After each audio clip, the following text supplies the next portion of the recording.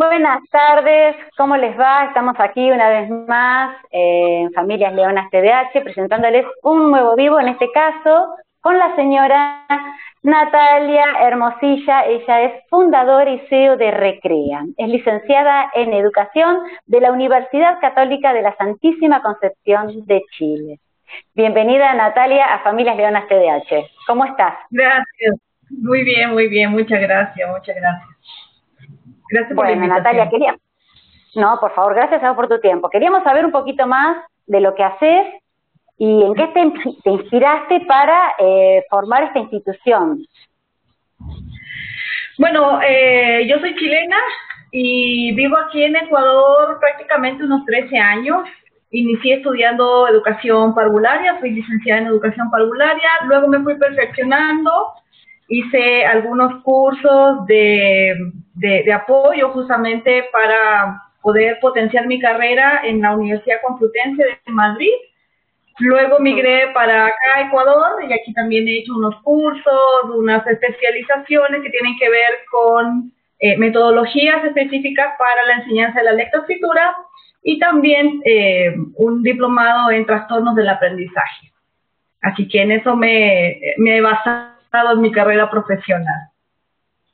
Muy bien, bueno, buenísimo. Sos realmente una maestra de vocación. Me encanta enseñar y el proyecto Recrea surge a partir de que, bueno, con mi experiencia en las escuelas, trabajé tanto en escuelas públicas como en escuelas privadas, siempre las dificultades en la enseñanza parten o surgen a raíz de que tenemos niños con algunos trastornos en el aprendizaje. Y es que todo funcionara bien si fuéramos todos iguales y todos de algún modo pues aprendiéramos de la misma manera. Entonces, como no es así, como como somos diversos, como somos tantos mundos distintos, entonces surgen todas estas dificultades, no porque el niño presente la dificultad, sino porque los adultos que acompañamos a estos niños no sabemos qué hacer con la dificultad y lo tomamos como una traba, como un obstáculo, y no abordamos el tema como debería ser. Entonces, al final, no es que el niño tenga la dificultad, sino que la dificultad parte de nosotros. Y bueno, surge esta idea de fundar y crear este instituto de nivelación. Prácticamente nosotros nivelamos a los niños que tienen dificultades en el aprendizaje, específicamente en el área de la lectura o de la lectoescritura. Entonces trabajamos con niños desde los 4 años hasta los 6, 7 años, donde se presentan las dificultades específicas de la lectura. Entonces ahí estamos trabajando. Claramente. ¿El colegio los convoca a ustedes? ¿Ustedes trabajan adentro de los colegios? ¿Cómo es el funcionamiento? No, esto es de manera particular. Los padres de familia que consideran que pueden de algún modo pues mitigar o ayudarles a sus hijos a que mejoren sus calificaciones, porque eso es lo que busca una madre de familia, subir las calificaciones. Claro. Entonces llegan al instituto, aquí les hacemos evaluaciones, si es que en el transcurso de los días pues van surgiendo algunos síntomas de alguno de los trastornos que puedan surgir, pues se evalúa con una psicóloga y se deriva y bueno, y ahí entonces vamos trabajando, pero ya sabemos, o sea, la función de nosotros es pesquisar y dar atención oportuna para los niños que tienen estas dificultades en la lectura prácticamente. Claro. El primer paso es el que más cuesta dar, seguramente, que es cuando recibimos el diagnóstico, porque aparte, bueno, más allá de no conocerse mucho sobre el TDAH, cuando los médicos te dicen trastorno, yo creo que ya ahí te paralizás. Acá, por lo menos en Argentina, no siempre tenemos la suerte de recibir una información extra de qué es lo que se trata este trastorno o que nos digan medianamente qué implica. Por eso siempre decimos que los médicos no tienen la culpa en el estado en que nosotros llegamos al consultorio, pero sí son responsables del estado en que nosotros salimos del consultorio. Imagínate que cuando no se sabe, el papá lo único que va con ese diagnóstico que dice trastorno, más todas las dificultades que tiene su hijo de por sí que viene trayendo, realmente, bueno, se angustia demasiado, algunos papás se paralizan, otros empiezan a investigar un poquito, algunos callan. ¿Cuál es tu experiencia? Mira, justamente como les sé decir a toda la comunidad que me sigue en las redes sociales y las estoy educando en eso también, porque de algún modo salimos nosotros con la idea de que como tenemos un diagnóstico en un papel escrito, firmado por un médico, pues ahí paró, ¿no es cierto? Y lo que empezamos a buscar posteriormente como padres de familia es la pastilla milagrosa que nos cure esta enfermedad. Y se nos olvida preguntarle al mismo especialista que me diagnostica qué es lo que tengo que hacer.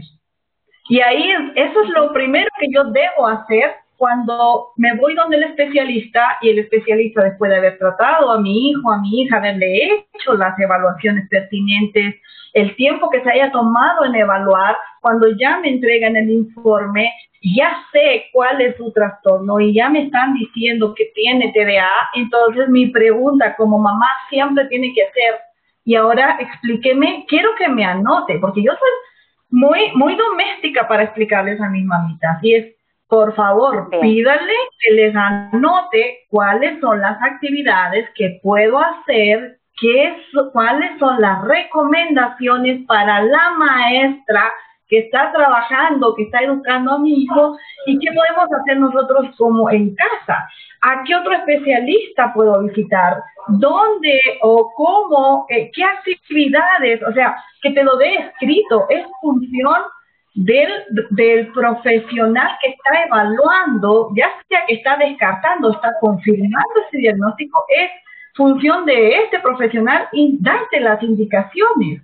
Es como que yo les digo a mis mamitas, es como que yo voy al médico de un dolor me duele la barriguita, ¿no es cierto? Entonces voy, me dice, ok, usted tiene una infección. Y no es que yo tomo el diagnóstico y me voy, pues.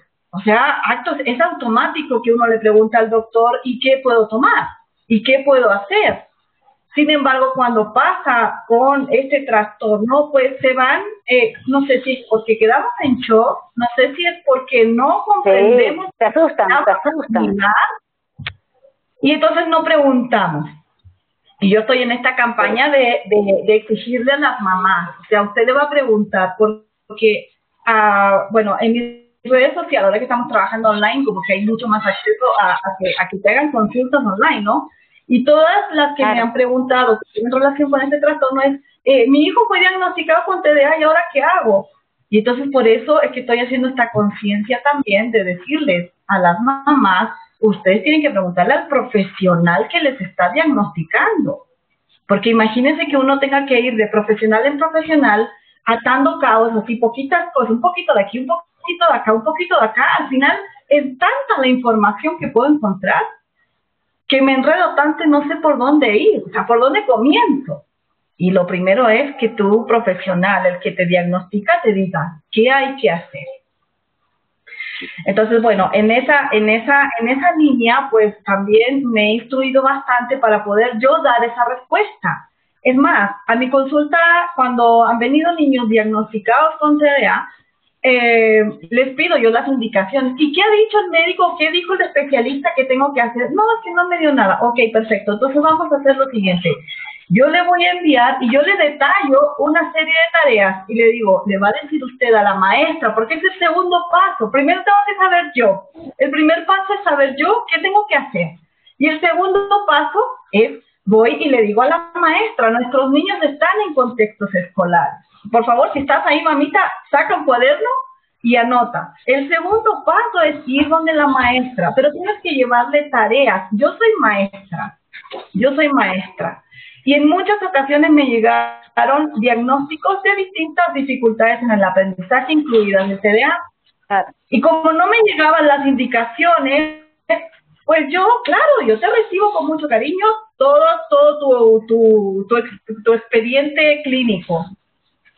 Pero si yo como maestra, que no estudié medicina, que no estudié neurociencia, que no estudié, no conozco cómo puede funcionar el cerebro, pero no tengo una expertise en eso, me das los documentos y yo los leo y hasta yo me asusto. Y después digo, ok, listo, este niño tiene TDA, y listo. Y entonces, ¿qué pasa después? La misma mamá dice que la escuela no la atiende, que la maestra no sabe, que la maestra lo deja a un lado. Sí le dije, pero no hay atención. Mi hijo se sigue sintiendo de tal forma. Entonces, el segundo paso es no solamente tú saber qué tienes que hacer, sino que pedirle al mismo especialista que le haga una lista de cosas por hacer o de adaptaciones pedagógicas y en el aula, adaptaciones físicas, para que la maestra no solamente sepa la condición, sino que también sepa qué tiene que hacer y que no se esté inventando nada. Porque fue el especialista anterior, el que está diagnosticando, el que lleva más tiempo evaluando a tu niño, observándolo. Por lo tanto, esta maestra a lo mejor lleva tiempo en términos pedagógicos tratando a tu niño en términos de enseñándole la materia, la asignatura. Pero como no tiene como no tenemos como la certeza o no estamos en condiciones de diagnosticar, pues para nosotros sigue siendo un niño inquieto. Y entonces caemos nosotros las maestras en etiquetarlos justamente porque desconocemos. Si tú como mamá tienes con el diagnóstico, y con las indicaciones de qué tengo que hacer yo como maestra, pues esa maestra, yo te aseguro que esa maestra va a tomar esas indicaciones y de todo lo que le detallan, pues habrá cosas que podrá hacer cambios inmediatos. Habrá cambios también porque hay que ser humanos. O sea, habrá cambios que tienen que ver con infraestructura que no dependen del maestro, pero hay cambios que realmente dependen de una maestra, que serían sencillos de hacer. Y entonces tú te estarás preguntando y diciendo, bueno, ¿y cuáles pueden ser como estas adaptaciones? De pronto te doy la receta para que vayas donde tu maestra, así que si quieres después lo tienes que anotar.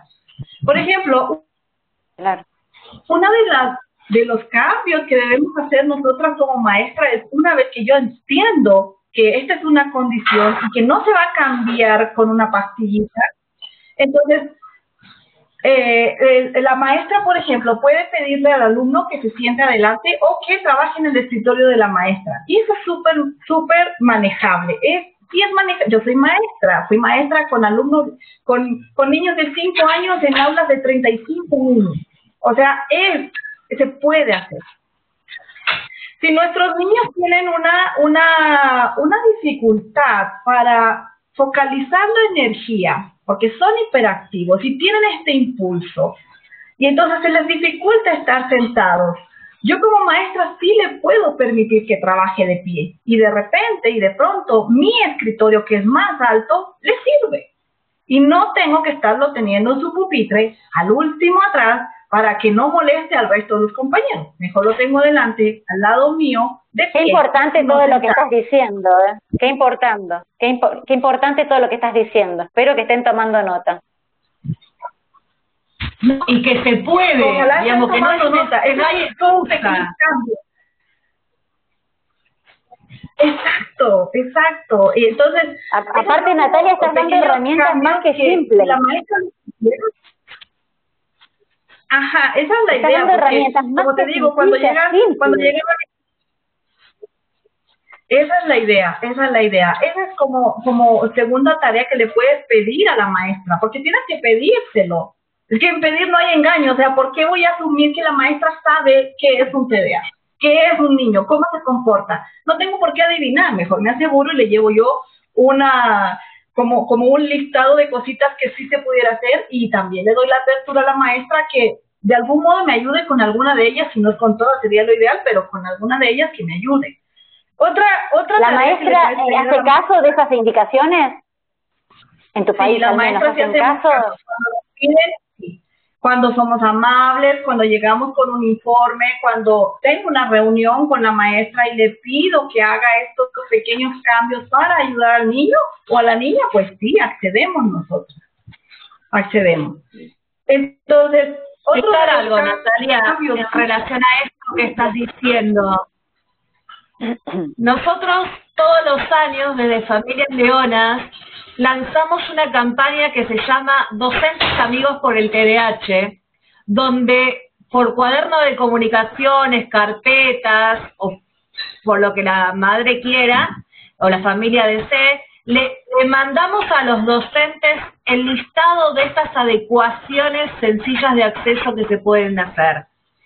Entonces nosotros tratamos de que las familias le cuenten al sistema educativo cuáles son las necesidades de nuestros hijos. Muchas veces nos encontramos con agradecimientos, muchas veces con una por ahí una no escucha abierta del otro lado. Pero creo que este es el paso fundamental que hay que hacer, un diálogo permanente entre la familia y el sistema educativo. Si no trabajamos en conjunto, es muy difícil que vayamos todos para el mismo lado, ¿no? Ajá, exacto. Pero ¿sabes qué? Mira, aún así, yo sé que muchas mamitas de las que están conectadas de estar pensando, pero la maestra de mi hijo no es así, ella es capaz de cerrarme la puerta en la cara. Entonces, porque también pasa, esas son realidades, tampoco vamos, no porque sea maestra voy a ser archiquiera, ¿no? Pero, ¿qué es lo que le dices? Que yo soy súper simple, a lo mejor me llega demanda por lo que voy a decir ahora, pero cuando la escuela no se ajusta a las necesidades, cualquiera sea, de mis hijos, yo lo cambio de escuela. Yo soy simple. Yo es que no me voy a complicar, porque yo sé lo que significa que una escuela no esté preparada para recibir a mis hijos. Y si me permites contar lo que pasa, una incidencia que ha pasado con uno de mis hijos. Resulta que, bueno, mis hijos no han sido diagnosticados con TDA, pero tengo mi hijo mayor, pues sí tenía dificultades en la lectura, de ahí que me puse experta, ¿no? Qué difícil es enseñar a los hijos. Entonces, bueno, teníamos dificultades para que mi hijo aprendiera a leer. Y otra dificultad que tenía es que a él no le gustaba recibir órdenes, por ejemplo. O sea, eso de que le estructuren mucho, más que recibir órdenes, que tener un ambiente muy estructurado para mi hijo no era compatible. Y entonces lo pusimos en una escuela porque me recomendaron que era la mejor escuela del sector. Entonces lo puse en una escuela que era la mejor, supuestamente.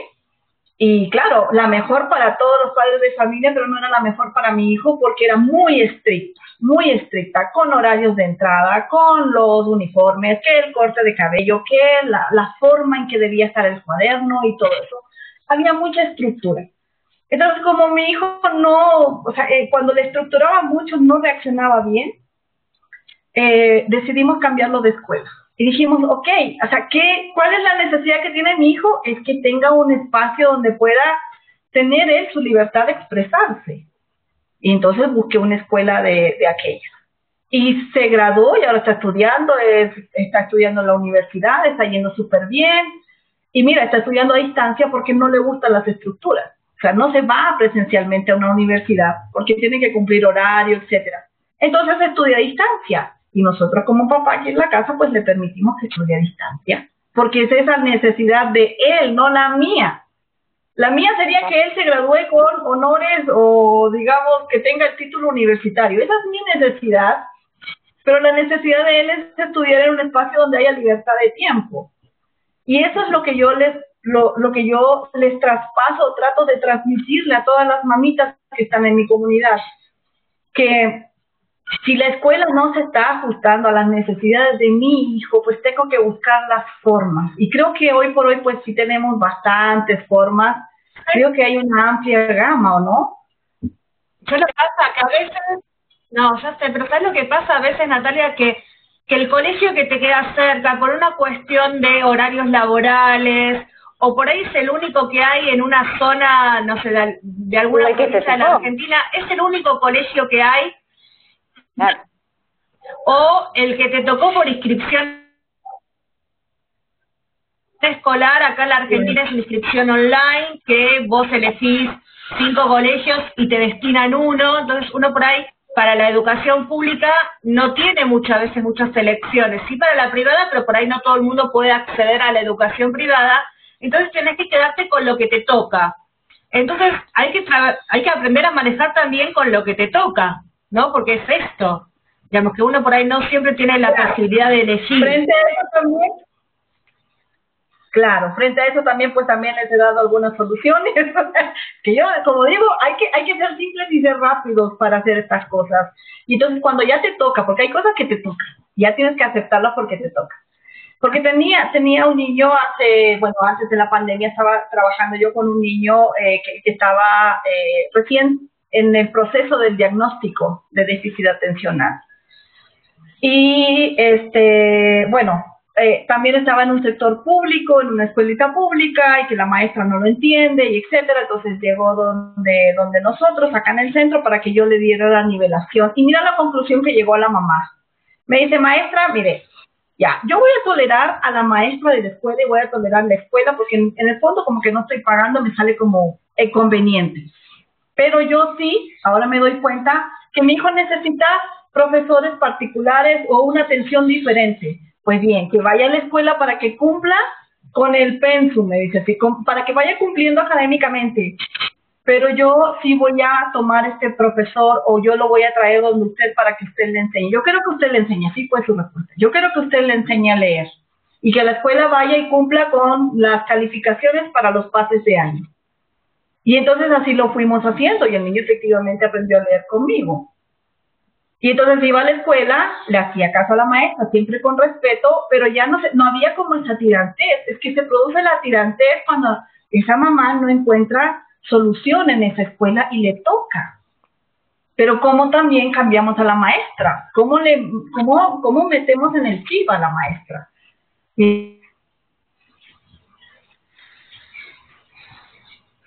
Que la maestra sí puede hacer en el aula, que la maestra sí puede cambiar.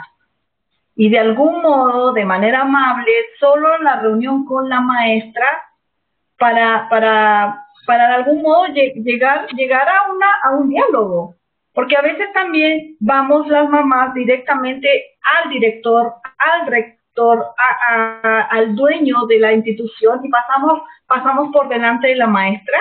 Y resulta que luego el director va con el informe y dice, este niño tiene una condición diferente, así que quiero que hagas lo que dice aquí, ¿no? Y resulta que la maestra tiene 30 niños y uno más con una condición distinta, pues es un problema para la maestra si no está entrenada. Entonces, yo creo que de algún modo esa mamá pues debe comunicarse directamente con la maestra. Porque hay que humanizarnos, o sea, las maestras, y como siempre digo, y ojalá las mamitas que estén escuchando ahí lo comprendan, las maestras aprendemos de todas las asignaturas, aprendemos de todo un poco del desarrollo humano, de cómo aprenden, de los trastornos, de las diferentes situaciones que pueden ocurrir en el aula, pero no somos específicas en ninguna, porque debemos enseñar todas las materias, sobre todo los niveles básicos. Entonces, justamente se trata de eso, de enseñar. Pero pedirle a una maestra que sepa de neurociencia, neurocerebrales y de conexiones, por ahí puede ser mucho para una maestra pedirle que sepa de eso y que maneje el tema y que todavía aplique técnicas. Entonces, yo como mamá pues tengo esa obligación, si la obligación es mía porque es mi hijo. Entonces, como la obligación es mía, tengo que buscar las formas de tener este diálogo con la maestra, de si hay la opción lo cambio de escuela, de si hay opciones lo pongo en una escuela, clases particulares por la tarde, que le ayuden en eso específico donde tengo dificultades. O sea, de algún modo hay que buscar las formas para que mi hijo se sienta bien, porque es mío. Y si tenemos una maestra que no está siendo acogedora, que no está tomando las cosas de buen modo, ¿por qué sigo yo, que es mi hijo, pues queriendo cambiar todo un sistema cuando no voy a poder? Y poniendo ahí a mi hijo siempre. Igual convengamos que también es responsabilidad del docente, o por lo menos acá en la Argentina es responsabilidad del docente, bajo algunas leyes que tenemos, hacer adecuaciones de acceso. Digamos, esto de sentarlo adelante, de alejarlo de las ventanas, que si no puede escribir le den fotocopias, adaptarle las pruebas, es la responsabilidad del docente. Más allá de que la madre comunique el diagnóstico, digamos, el docente tiene que hacer esto, es su responsabilidad como docente. Ajá, sí, es responsabilidad, pero por eso era ese paréntesis, porque hay maestros que definitivamente no quieren saber nada, que a mí me escriben todos los días. diciéndome, contándome estas penas también. Pero hablemos del docente que sí está en condiciones y sí está preparado para, ¿no es cierto? Entonces, íbamos en que el niño tiene que estar como adelante, paradito para tomar apuntes. ¿Qué tal si le pides a la maestra si puedes llevar una grabadora, por ejemplo, o el celular, que solo te sirva para grabar la clase? Y que la maestra da su clase, el niño está ahí al lado paradito en el escritorio de la maestra, y se graba toda la clase en audio. Luego yo llego a la casa, me llevo la grabadora y escucho toda la clase para poder reforzar en casa aquellos que están enseñando. Porque otra de las dificultades que hay es que como se cortan estos canales de comunicación entre la maestra y el padre de familia, pues el padre de familia tampoco sabe qué están enseñando en clase. Y entonces empieza el peregrinaje con todos los demás apoderados o compañeros de curso. Mándame la copia, mándame la foto, dime qué enseñaron, dime qué hicieron, por favor la tarea, que mi hijo no copió, no alcanzó a terminar de copiar. Cuando si yo tengo una grabadora, pues ya me llevo, ¿no es cierto?, la clase grabada, y yo en casa puedo escuchar y puedo de algún modo replicar la misma clase con más tiempo. No en todas las escuelas se permiten acá las grabaciones, no en todas. ¿Cómo? Mayormente, que acá por lo menos no siempre se permite llevar una grabadora o un celular para grabar. Acá pero no grabar con imágenes, sino solamente el audio. Porque claro, obviamente hay que resguardar también la privacidad del aula, de los niños.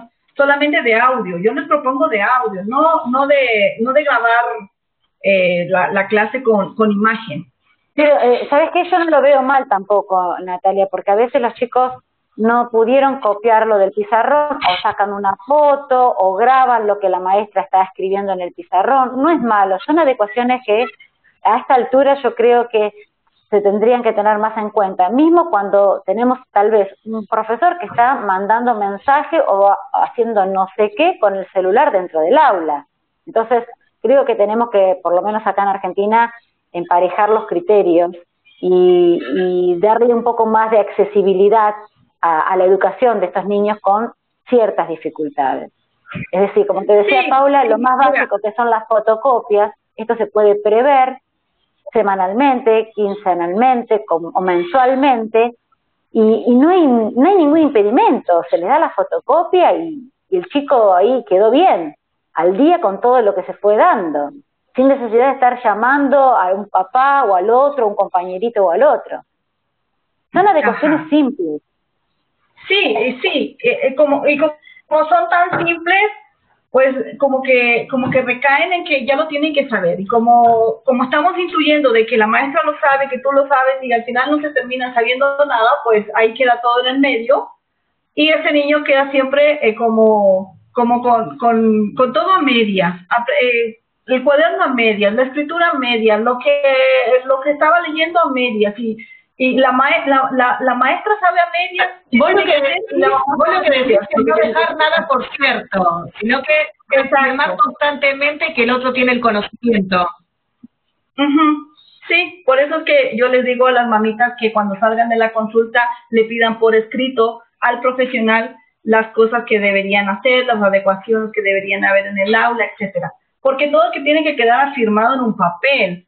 Porque de palabra también se olvida, son 30 alumnos en un aula de clases también, entonces acordarse específicamente en ese momento, pues también es difícil. Y bueno, en esas adecuaciones, pues habrán unas que son más complicadas, más complejas, y estas que son muy sencillas, tal vez la de la grabadora, pues se pueda consensuar. Yo cuando estuve en España, pues allá sí se permite. O sea, allá aprendí que la grabadora es un elemento no solamente para los niños que tienen déficit atencional, sino para los niños que tienen dislexia. Llevar la grabadora y los maestros sí permiten. Muy útiles. Acá mayormente nuestros hijos van con un acompañante a las escuelas. Con una PND o un PPND, acompañante personal. Igualmente permiten el uso a través de las computadoras que entrega el gobierno de la ciudad y el gobierno nacional. Ya vienen con programas de grabación o de dictado y la computadora escribe, vienen ya con estos programas preinstalados para poder acceder a a otras herramientas de escritura y lectura, digamos, claro, a través de las computadoras que se entregan. Imagínate, allá en Argentina en algo han avanzado, aquí nada, ni siquiera eso, o sea, aquí es más complicado todavía. Aquí en Ecuador estamos, creo que se está recién conociendo el trastorno, y así es donde me pasaba a mí, que me llegaban los alumnos, me llegó específicamente una niña que, siendo diagnosticada y teniendo la documentación, la mamita en casa, no me la entregaba, y estuvo conmigo prácticamente 2 meses, y que yo, porque he estudiado algo, entonces pude darme cuenta. Y es más, yo ya estaba preparando el informe para... ¿Pero vos no crees que a veces los padres no decimos el diagnóstico de nuestros hijos por miedo al rechazo? Por miedo de que nos digan, yo no puedo, no sé qué hacer. Por ahí, digo, pensando como en voz alta, ¿no? De por qué un papá podemos ocultar un diagnóstico. Puede ser que tengan, es que es el desconocimiento de ese padre de familia, pues entonces como no sabe él cómo abordarlo, ¿qué tal si lo digo y me pregunta y ahora yo qué hago y yo no sé qué responder? Entonces mejor, como ella estudió para educación, pues que ella se dé cuenta, ¿no? Que ella vea cómo resuelve. Pero es que tampoco es no es así, mejor dicho. Y entonces, claro, a veces ocultan esta información que es relevante para toda la parte emocional de este niño, porque viene con constantes situaciones de no acabar una tarea, con constantes situaciones de estrés, depresiones, presión por querer alcanzar algo y que por alguna razón algo se le impidió. Acá en Argentina la única razón que tenemos para ocultar un diagnóstico es justamente para que no nos den de la institución o no nos deriven, porque el colegio de por sí, tarde o temprano va a pedir una evaluación psicopedagógica y tarde o temprano se va a saber, o sea, no tiene sentido. El tema es poder entrar a veces a una institución o en el caso de aquellas familias que son echadas de varias instituciones. El daño que le hacen a la criatura al no poder consolidar la parte social justamente por esta peregrinación, entonces por esa razón la familia muchas veces calla. Si saben que a la larga, a la corta, los estudios te lo van a pedir, se van a dar cuenta, esto es muy notorio, no hay forma de ocultarlo. Ajá. Acá por lo menos entonces, el tema es ese. Bueno, acá no, o sea, no, acá todavía no llegamos a ese punto de diagnosticar, no, simplemente aquí cualquier niño que sea inquieto, pues ya la maestra dijo que tenía hiperactividad, o sea, no hay esa maestra que deriva al psicólogo de la institución para que se empiece un proceso. No, entonces, bueno, hablando un poco de eso, de las instituciones, pues yo ahora sí me siento bastante tranquila porque está esto de la educación en casa, el homeschool, como una alternativa más. Entonces, a eso me refería con... ¿Está reglamentada en Ecuador? No todavía, no del todo. O sea, sí hay muchas trabas, mejor dicho. Pero sé que en otros países, como en España, en Chile, en Argentina, creo que también en México, en Inglaterra, bueno, hay varios No, en países Argentina no. En Argentina no está reglamentada la enseñanza escolar, no. Ok. No. Todavía no. Entonces, pero es como que se está abriendo una opción más. Ya con esto de la pandemia creo que se aceleró ese proceso. Creo que muchas familias ya vienen pensando en esa alternativa. He llamado justamente hace unos 3 días atrás, estuve hablando con la mamita de uno de mis niños diagnosticados y le pregunté cómo le estaba yendo con esto de las clases en línea, y la señora está súper contenta, muy feliz. Me dice, no puedo creerlo, que mi hijo sabía tantas cosas, pero que yo no me daba cuenta porque, bueno, entre el trabajo y todo, y en la escuela que todo no... Pero bueno, ¿pensás que esto de educación en casa es porque está fallando el sistema educativo? Digamos, porque nuestros hijos terminan por ahí, en los países que está reglamentado, terminan estudiando en casa, porque lo que falla es el sistema educativo. Digamos, porque el sentido de pertenencia, el sentido de formar amistades, eso se pierde, digamos, al estudiar en casa. Es como que delegás un montón de cosas por la enseñanza en sí. Y lo que falla en fondo es el sistema educativo. Sí, estamos fallando, todos estamos fallando. Todos somos parte del sistema, los maestros somos parte del sistema. Entonces, cuando están estos niños, es que son, imagínate, tantos compañeros, tantos amiguitos en la escuela, cada uno con un universo distinto de cultura, de costumbres, y de pronto estamos obligando a nuestros niños que son diagnosticados a vivir en una realidad que se sienten presionados. Entonces tienen que abrirse el abanico, tienen que haber esas alternativas. La maestra tiene que hacer adecuaciones, si la escuela lo permite y lo facilita con infraestructura, pues mucho mejor. Tiene que haber la opción para la mamá para que vaya alternando al menos, si no quiere educar totalmente en casa, pues que haya esta alternancia, unos 2 días a la escuela, unos 3 días de educarse en casa, que permitan grabar la clase, que se permita de algún modo trabajar con material concreto, que los niños diagnosticados pues tengan la posibilidad de tener algo en la mano. Y yo, como les digo, mándenles un chicle a los niños y que masquen chicle, sin azúcar, pero que masquen chicle, porque de algún modo tenemos que estar en movimiento, si es posible, porque a una de mis alumnas, que yo le estoy enseñando a leer a distancia, está diagnosticada con déficit atencional y con dislexia, y a la nena yo siempre le digo, empezamos la clase, inmediatamente, ¿tienes un marcador por ahí? Me dice, sí, lo tengo ya, quiero que lo tengas en la mano.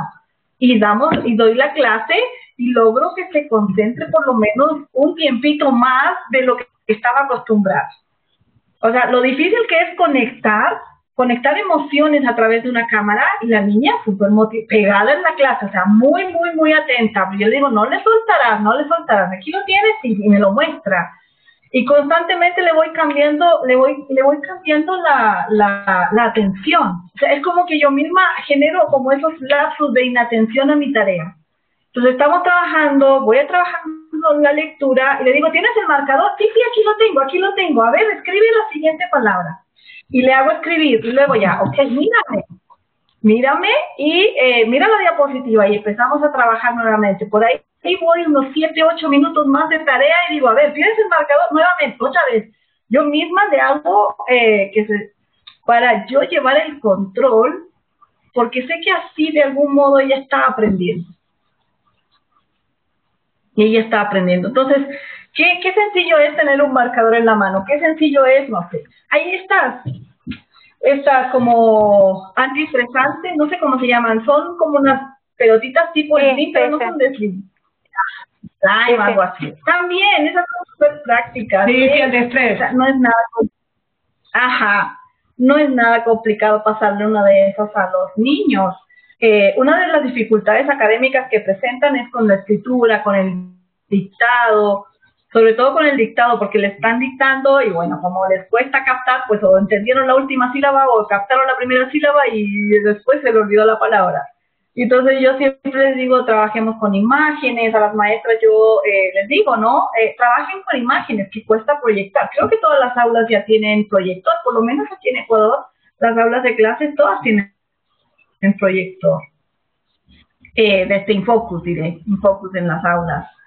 Y les digo, cuando vayan a hacer el dictado, proyecten, y eso también es un cambio súper sencillo, porque si ya tenemos el proyector, no sé cómo será en otros países, pero aquí en Ecuador todas las aulas tienen. Entonces, como ya tenemos el proyector, la imagen de lo que voy a dictar. Claro, va a suponer de parte de la maestra el trabajo previo de seleccionar las imágenes, pero se va a evitar tanto problema posterior que en realidad sí vale el esfuerzo. Y entonces, por ejemplo, si están trabajando palabras con P, ya, porque yo estoy enseñando a leer, no puedo irme más arriba de los años, pero ponemos papá, qué sé yo, cualquiera, y ponemos las imágenes. Y en vez de dictar la imagen, en vez de dictar la palabra, muestro la imagen. Entonces, como mi niño que tiene esa condición, pues es visual, de una, pues va a escribir, sin que tú les digas, lo va a escribir. El resto del grupo que no tiene esa condición, pues no, y esas adecuaciones que son en particular para uno pueden ayudar a muchos otros. Exactamente, porque los niños todos tienen distintos estilos de aprendizaje. Entonces, el que es visual le cae de maravilla. Al que es auditivo, pues obviamente no le muestro la imagen y dices papá. Y o te escuchó o lo vio y lo refuerzas. Pero el que está con este trastorno, pues evidentemente le ayuda. Porque está la imagen ahí, o sea, no se lo tienes que estar repite. ¿Me escuchaste? Pero pon atención. No, ya lo vio, ya sabe que es papá. Listo. Pues ya sabe que es Natalia, papá y tiene que escribirlo. Te saco un poquito del aula y te pongo un poquito adentro de las casas. ¿Qué herramienta le das a los papás cuando son ellos los que tienen que reforzar, cuando tienen que ayudar, cuando tienen que enseñar? Yo siempre digo, porque vos viste que el TDAH, los chicos, lo más probable es que del colegio a la casa ya se olvidaron todo. Sí. ¿Cómo hace ese papá? Pongamos que las mejores de las circunstancias tengan la fotocopia y tengan todo completo. ¿Qué herramienta le das? Ya, llegan entonces con la copia. Bueno, lo primero que les digo es, si es que el doctor, el especialista ha dado medicación, tienen que dársela, porque esa es otra. Bueno, eso puede ser para otro tema, pero ahí hay otro punto también, que algunos sí, algunos no, pero bueno, eso puede ser para otro live filosófico, pero bueno, si ya hay medicación, pues hay que dársela. Y también hacer actividades que tengan que ver con el equilibrio emocional de ese pequeño. Entonces, ahí viene el yoga, la meditación, técnicas de respiración. Y en YouTube hay muchísimas cosas tan lindas para motivar a nuestros pequeños y de algún modo hacerles esta respiración previa a la tarea. Si yo ya sé que a las 4 de la tarde nos sentamos a hacer la tarea, mínimo a las 3 de la tarde yo ya no consumo azúcar, no sé cómo estarán ustedes de acuerdo o no, pero no le doy nada que tenga azúcar. Ya se apaga el televisor y comienzo a hacer actividades más que inviten más a razonamientos cerebrales, como armar un rompecabezas, armar un Lego. O sea, voy gradualmente pasando de la actividad excesiva a la inactividad, por decirlo de alguna forma. Pero es gradual, porque eso también muchas mamitas, en este afán de querer que sus niños cumplan con la tarea en los 30 minutos que tienen para hacer la tarea, pues pasan directamente de estar jugando a la bicicleta afuera, ya, hay que hacer la tarea. Y los sientan con la copia. Ahora sí, copia. Híjole, pero no alcanzaste no alcanzaste a regular ni siquiera tu vibración. Llegaste todo eufórico de andar en bicicleta, apenas te dieron unos minutos para lavarte las manos y te sentaron otra vez en una silla y a ver todas esas hojas, letras, y que tienes que transcribir en tu cuaderno y donde estás con una... Lo más difícil es poder conectar el inicio de la tarea con la tarea en sí. Y bueno, las mamás siempre nos cuentan que no los pueden sentar a hacer la tarea, que cuesta muchísimo eso, porque el que paren. Ese proceso, es que ahí quiero que notes, ese proceso es gradual. No sé si a ustedes les ha pasado, y esto es de la vida cotidiana, si nosotros como adultos, cuando nos vamos a una fiesta en la noche, y estamos con la música, el baile, ¡ojalá! El baile, la fiesta. Bueno, ahora no se puede, pero sí tenemos memoria. Entonces, estamos en la fiesta y en el baile. Se acaba la fiesta y nos vamos a la casa. Díganme si todavía los oídos, el estruendo no les permite escuchar bien. Díganme si no, cuando se llega... Y cuando tenemos una edad como la mía, y estamos una semana sordos. Y entonces llegamos a la casa y acaso llegamos directamente a dormir y nos dormimos profundamente. Eso cuesta, o sea, hasta que llegas al estado de reposo, toma sus minutos, hasta que se te baje toda la adrenalina de haber estado bailando y compartiendo y riéndote, pues toma tiempo hasta que logras estar en ese estado de reposo para poder dormir. O sea, es exactamente lo mismo que pasa con nuestros niños, están jugando, y el momento que están jugando elevan tanto su energía que un niño estándar la eleva, pero el niño que tiene el diagnóstico pues la eleva mucho más. No le puedo pedir de buenas a primera que pase de claro a oscuro inmediatamente. Tengo que hacer esa transición, y esa transición involucra un poco de yoga, actividades más bien de pensamiento, actividades un poco más lentas, tal vez pintar con acuarela, tal vez armar un rompecabezas, hacer legos, jugar un dominó, algo que vaya anticipándole al cerebro de nuestro pequeño que ya vamos a entrar a una tarea que necesita un nivel más de concentración más que de movimiento. Y ahí entonces yo ya le puedo tener la tarea y darle la tarea. Ahora bien, cuando yo tengo las copias, que normalmente son 5 o 6 copias que hay que pasar limpio, entonces yo también les digo a mis mamitas, o sea, recortemos esas copias hasta, no sé, el primer punto, el primer párrafo, algo así. Entonces la recorto, voy recortando y voy dando pequeñas secciones. Entonces tengo mi cuaderno, pongo la copia al frente y le decimos, vamos a copiar solo este pedacito. Ok, copiamos el pedacito. No me olvido mi marcador. ¿Tienes tu marcador en la mano? Sí. Y con la otra mano pues escribo. Y voy escribiendo. Se completó la tarea y yo ya sé que termino esa tarea. O sea, nuestros niños, una de las dificultades más grandes que tienen es que nunca han podido sentir la satisfacción de una tarea terminada. Les cuesta mucho sentir esa satisfacción. Entonces, completar una tarea, llegar a un objetivo, alcanzar una meta, por Dios que se les hace difícil. Y nosotros estamos detrás diciendo es que no lo haces bien, es que siempre te equivocas. Entonces, hay una mezcla de cosas. Entonces, lo primero es, enseñémosles a completar la tarea. Ok, hasta el primer párrafo, le corto ese pedazo, lo copio en otro lado y le digo, vamos a hacer esto. Una vez que ya se completa esa tarea, mi niño ya sabe dónde empieza y dónde termina. Ese es un punto fundamental. Saber cuándo empieza una tarea y cuándo termina es fundamental para todos los niños, para todos nosotros, pero más para estos niños. Entonces, termino la tarea, llego ahí y tú dices, no, si se demoró súper poco, démosle otro más. No, respetemos ese tiempo.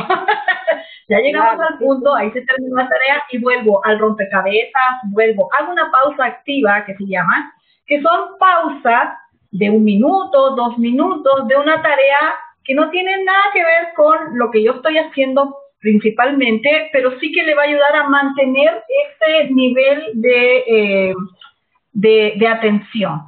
Entonces, como lo va a mantener relajado, el cerebro va a seguir en ese nivel vibratorio, pero va a estar conectado con otra tarea diferente a lo que tiene que hacer. Entonces, ahí entran rompecabezas, entra igual los legos, o pintar un cuadro, avanzar un dibujito más, etcétera. Algo que tenga que ver con creatividad, con despertar. Tendría que haber una escuela para padres, ¿te diste cuenta, Natalia, no? Entonces, ok, vamos, 1 minuto. Puedo tener incluso mi reloj. Puedo poner mi celular y decir, mira, vamos a poner 1 minuto, vamos a avanzar vas a armar este rompecabezas, te voy a poner el cronómetro, 1 minuto. Suena la alarma y volvemos a hacer la tarea. Tú como adulto ya tienes preparado el segundo párrafo. Ok, ya lo tienes listo. De más está decir que solamente tiene que estar el cuaderno y el párrafo. Y el marcador que va a tener en la mano y lo demás de afuera. El rompecabezas en otra mesa. Yo pienso que lo más complejo es cuando hay que enseñarles algo o tal vez algún tema que vieron en la escuela y ese niño no recuerda nada y tal vez la mamá mira y ve y dice, yo en mi época, porque es lo más común, lo aprendí de esta manera y después obviamente con toda esta revolución nueva educativa que hay, resulta que el niño, evidentemente, la maestra se lo explicó de otra manera o lo estará aprendiendo de otra manera. Y entonces mezclamos una parte de lo que aprendió la mamá, otra parte de lo que le están enseñando y es una ensalada que termina en muy mal puerto. Acá claro. Suele pasar eso. Más allá de que a veces no tienen los tiempos necesarios los papás porque por ahí trabajan, algunos papás no saben, sinceramente no saben.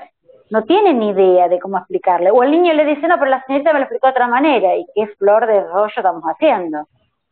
Entonces yo creo que habría que haber un lineamiento para que todos vayamos por el mismo lugar. Porque cuanto más somos enseñando, más complicamos. Es mi experiencia como mamá, o sea, yo que enseño a mi hijo. Volvemos al principio, una comunicación permanente con el docente.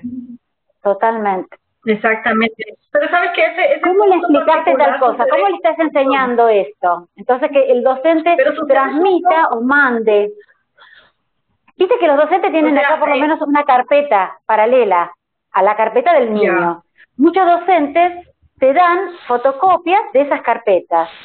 incluso a mí me ha pasado que me han citado para explicarme cómo iban a explicar, pero es un docente en un montón. O sea que esto tiene, a lo que voy es, lejos de estar criticando, digo que esto tiene solución, ¿sí? Sí. Cuando realmente se quiere, se puede. Exactamente.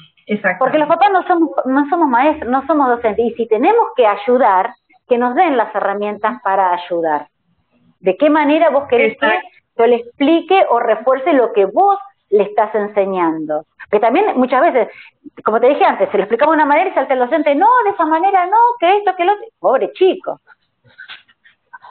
Es que por eso va la responsabilidad de ambos lados. Primero, a ver, justamente estoy leyendo un artículo que donde se explica que toda la parte de los déficits o los trastornos en lectoescritura específicamente tienen que ver y recaen principalmente en la maestra. O sea, somos los docentes los que estudiamos tantos años para poder enseñar. Por lo tanto, es responsabilidad de nosotras buscar los mejores mecanismos para enseñar.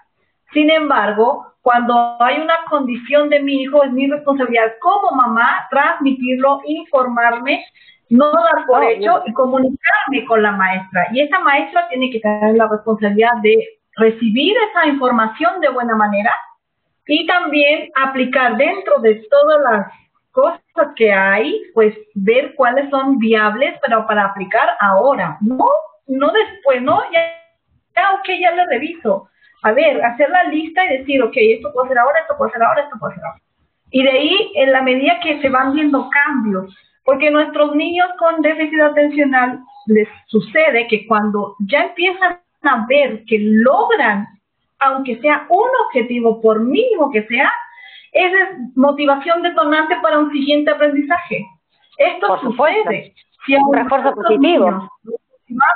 A que terminen la tarea, a la siguiente tarea van más, el doble de motivados, van motivados por haber terminado la tarea y motivados por querer terminar la siguiente.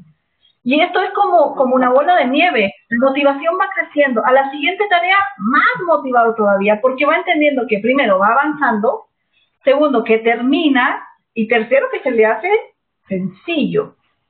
Y ahí entonces va cambiando la actitud de querer aprender y poco a poco también van aprendiendo a autocontrolarse.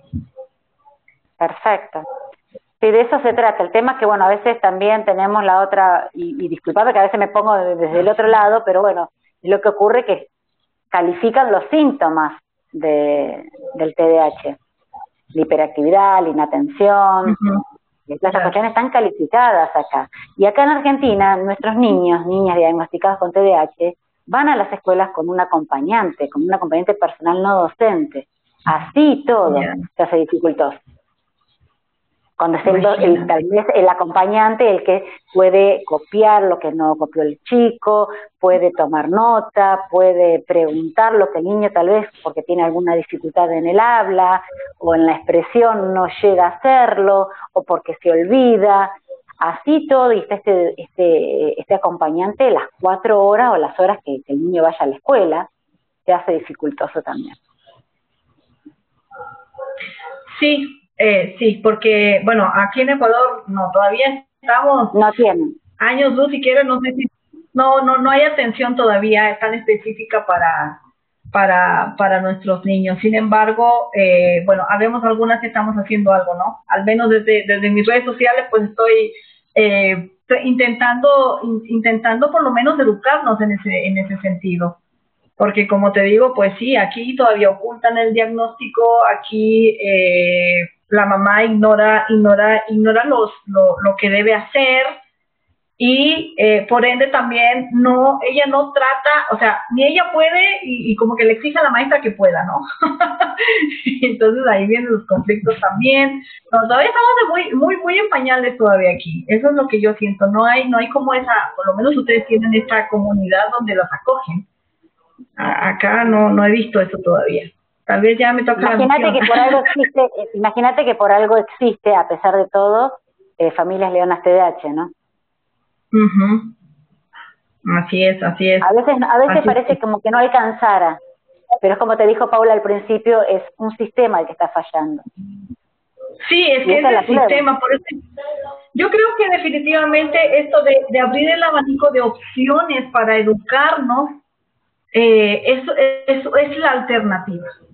Tal vez no totalmente online, no totalmente presencial, quizás por ahí sea la nomenclatura, por ahí puede ser que podamos hacer como esta mezcla, porque como te decía en lo que íbamos conversando, pues una de mis mamitas está re contenta, muy feliz con educarlo en casa.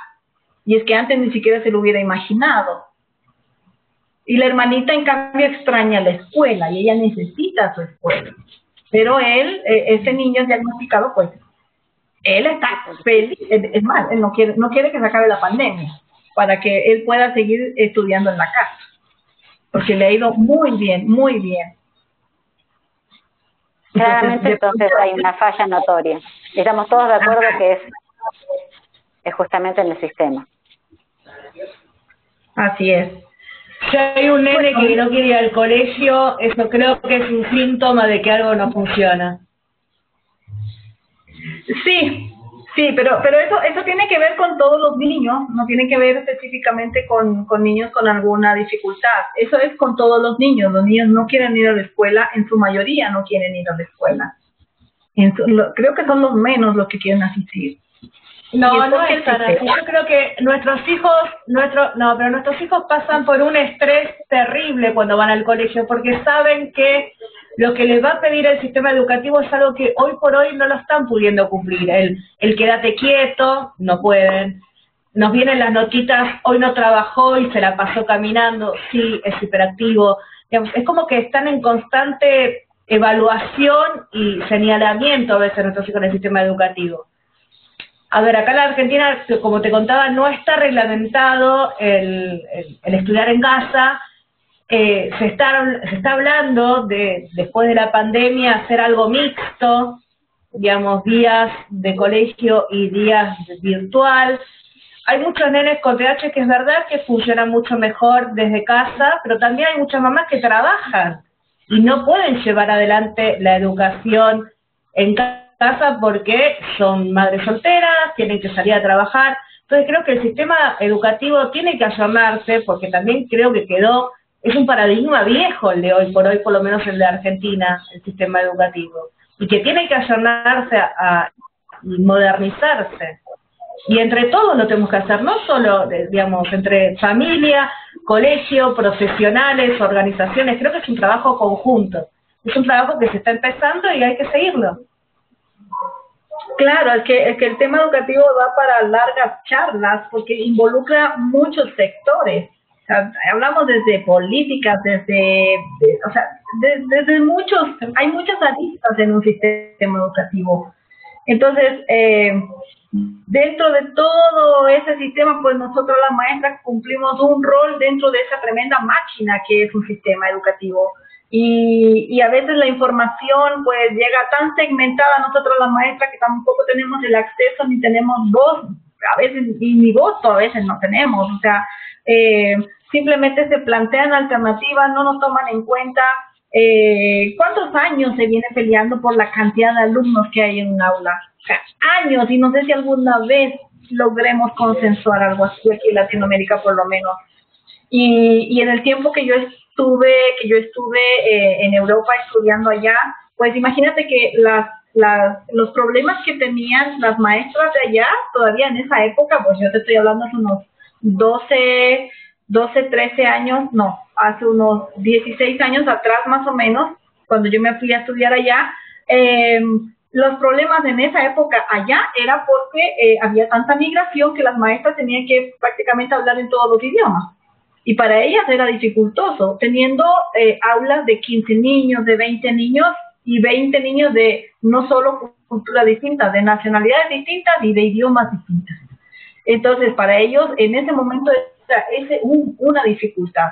Nosotros aquí queriendo resolver recién cuántos alumnos hay por aula, o sea, y no sé si llegaremos a un consenso aquí en Latinoamérica me refiero. No, totalmente, pero hay algo que dijiste que para mí es fundamental, que es la falta de decisión política que hay. digamos, porque por más que el maestro quiera y la familia quiera y ambos podamos, si la decisión política no está, se nos pone complicado el llevar adelante algunas acciones, ¿no? Así es, así es. Entonces, bueno, de todos modos, seguimos siendo, pues, siguen siendo nuestros hijos. Y nosotros como mamá, pues, tenemos que tomar, de alguna forma, ya tenemos que tomar partido, nos apersonamos y hacemos lo que tengamos que hacer. Y si tengo que llevarle una listita con algunas cositas que la maestra pueda implementar en su aula, pues tengo que hacerlo. Que tengo que estar en constante comunicación con la maestra, pues también. Pedirle a la maestra de favor o hacer pequeñas reuniones para poder tener, no sé, alguna cercanía de la forma en que ella está enseñando, pues también. Y ojo que aquí en Ecuador, pues cuando hay mucha cercanía con la maestra, pues ya los otros padres de familia también critican, ¿no? O sea, por algo, claro, es que se saca buenas notas porque esta señora pues pasa todo el día aquí en la escuela. O sea, es por todos lados, no, si es aquí, como digo yo, siempre en las escuelas llega todo. Todos los cambios tienen que hacerlo las escuelas, los maestros, y las mamás también tienen su rol ahí, su cuota de presión, su cuota ahí que no nos permiten hacer ciertas cosas, porque ya vienen las mamitas ahí hablando de que, es que como esa señora viene todos los días a la escuela, entonces por eso su niño le va bien. Entonces estamos como nosotros las maestras cruzadas de para dónde ir. ¿Nos querés decir cuáles son tus redes sociales? Sabemos que estás en TikTok también, que son geniales los TikTok. Muchas gracias. ¿Nos querés decir cuáles son tus redes sociales así? Bueno, en Facebook me pueden encontrar como /educación recrea o le ponen @recrea. En Instagram me encuentran como recrea_oficial y en TikTok me encuentran como, a ver, eso sí no me acuerdo. Como es nueva esa red social tendría que abrirla. Sí. Ahí me encuentran como @.recrea. En TikTok. Sí, @.recrea. Perfecto. Sí, @.recrea en TikTok. Igual después vamos a pasar todas tus redes por nuestras páginas, así te pueden ver en los videos que tenés, que son espectaculares todos. La verdad que estuvimos viendo varios videos y por eso surge la idea de convocarte a este vivo. La verdad, Natalia, es un placer contar con vos, que te hayas sumado a esta convocatoria y esperamos que no sea la única, que nos juntemos de vuelta a hablar del sistema educativo que tanto queremos eso sí es hilar que cambie y colabore.